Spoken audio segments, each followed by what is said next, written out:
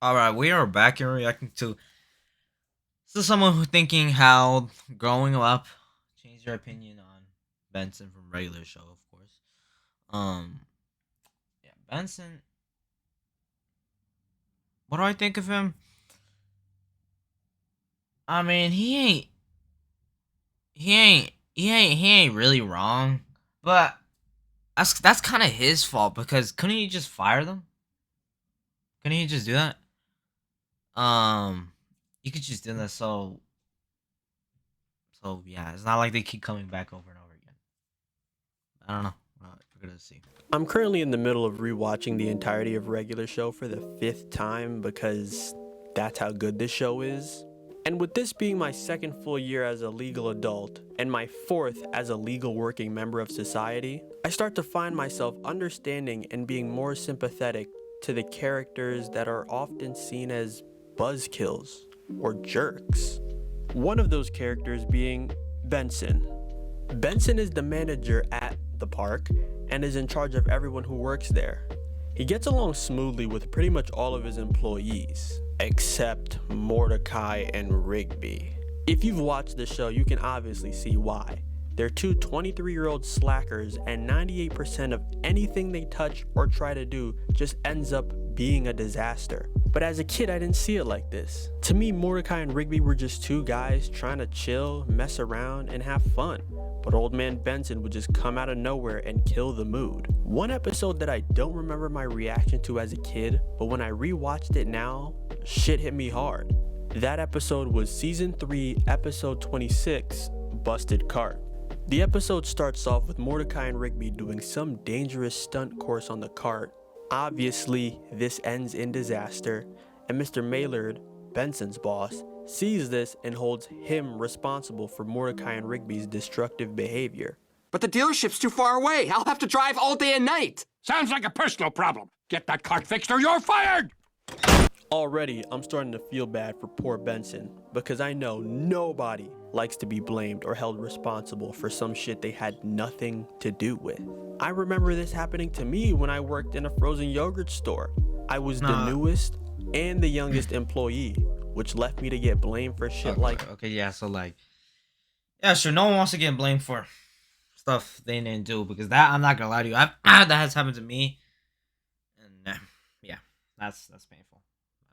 No one wants to do that, but yeah, like turning the machines off and making the yogurt go bad, even though I barely. But as a kid, I knew this because I already experienced that. So went near the machines when I started and had no idea how they worked. But anyway, now Benson has to drive over 1,000 miles all day and all night to make it to the dealership in time. And to his surprise, he is joined by none other than Mordecai and Rigby, who defied his orders not to go with him. Does the word not process into your thick skulls? Of course not.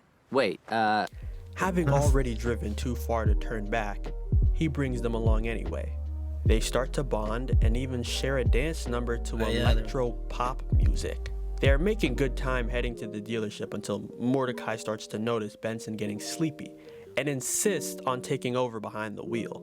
Benson agrees and asks them to wake him up in 2 hours. Things are continuing to go well until they notice a sign for an arcade nearby and swear they're only gonna play for 30 minutes. I don't know about you guys, but every single time I say I'm gonna do something for 30 minutes, it turns into multiple hours. I don't think anyone on this planet realistically does anything fun for just 30 minutes. But as you'd imagine, this too. unless you're crazy, then disaster. maybe Mordecai and Rigby play all night, forget to wake Benson up, which results in him sleeping all night and waking up in the arcade parking lot the next morning. He finds them, drags them outside, and delivers one of the most heartbreaking meltdowns in TV history. There for hours. Now we're never gonna make it to the dealership in time. It closes in 30 minutes. We're sorry. We didn't know it was daytime. There aren't any windows in the arcade. Excuses! Excuses! How am I supposed to trust you when all you give me are excuses? When are you two gonna learn that your actions have consequences? Consequences that affect other people, like me. Don't you two understand? I'm about to lose my job.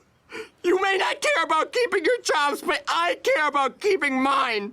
Because if I lose my job, I have nothing. Do you hear me?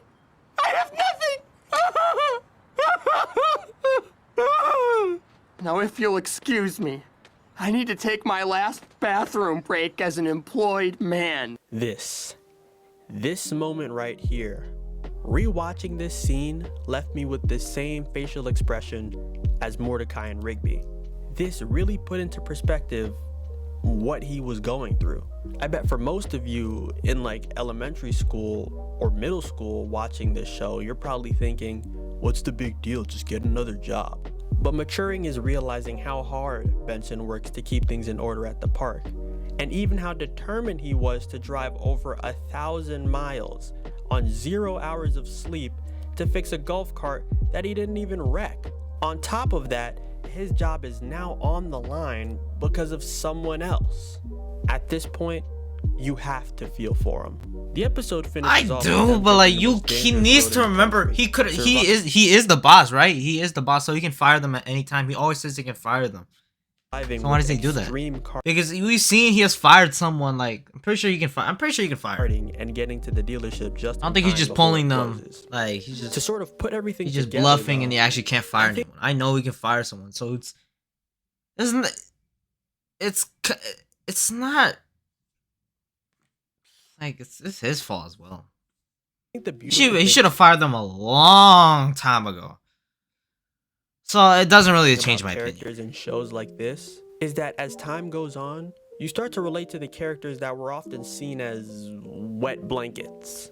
It's like a progressive understanding sort of thing. He's When got you to were a kid, understand that, like, you were oh able to yeah, relate I know, and but click he with doesn't characters fire like them, so Mordecai it's and his Rigby, fault. Gumball and Darwin, The person SpongeBob needs to and remember. Patrick, etc. Not The young, dumb, immature protagonist or main characters of the show. We as kids were able to understand their perspective of whatever situation because up until then, being young, dumb, and immature is all we knew. Now, having become somewhat of an adult and getting a taste of real world responsibility, I, as can many of you, can start seeing and understanding whatever situation from the perspective of the characters that aren't the protagonist. Like Nicole from The Amazing World of Gumball, like Squidward from SpongeBob, and of course, like Benson from Regular Show.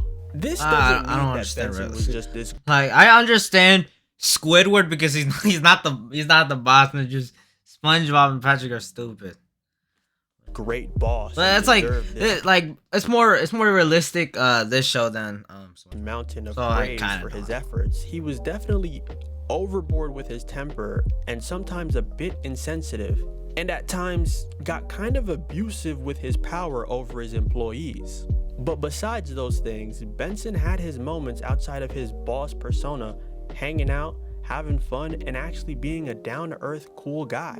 And so far, while currently rewatching the series, Benson is probably my favorite character, after it being Mordecai for my entire youth. I do, though, hope others, like myself, while rewatching the show start to realize that Benson wasn't just some asshole trying to take a piss on everyone's parade. He was just trying to do his job the best he could.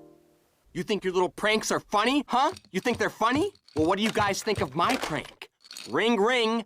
Hello, what's that? Mordecai and Rigby are banned from using the house phone? Okay. Good luck making your prank calls now!